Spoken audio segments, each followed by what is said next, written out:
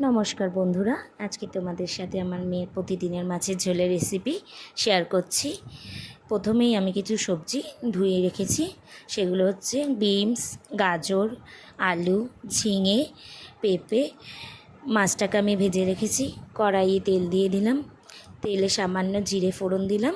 জিরেটাকে লাল লাল হয়ে আসলে আমি সমস্ত সবজিগুলো দিয়ে হালকা ভেজে নুন হলুদ দিয়ে দিলাম। সবজিগুলো লাল লাল হয়ে আসলে আমি জল দিয়ে দিচ্ছি। মাছটাকেও দিয়ে দিলাম। এরপর 5 মিনিটের জন্য ঢেকে রাখবো। ততক্ষণে আমি আমার মেয়েকে স্নান করিয়ে রেডি করে নিচ্ছি। মেয়ে স্নান হয়ে গেল। এরপর তোমাদেরকে মাছের ঝোলটা আমি দেখাবো। তারপরে আমি আমার মেয়েকে খাওয়াবো।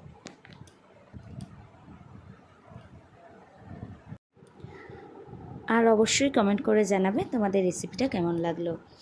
ভালো লাগলে একটা লাইক করে দিও। আর এর থেকেও বেটার কিছু রেসিপি তোমাদের কাছে জানা থাকলে অবশ্যই আমাকে কমেন্টে জানিও। Tata, bye bye.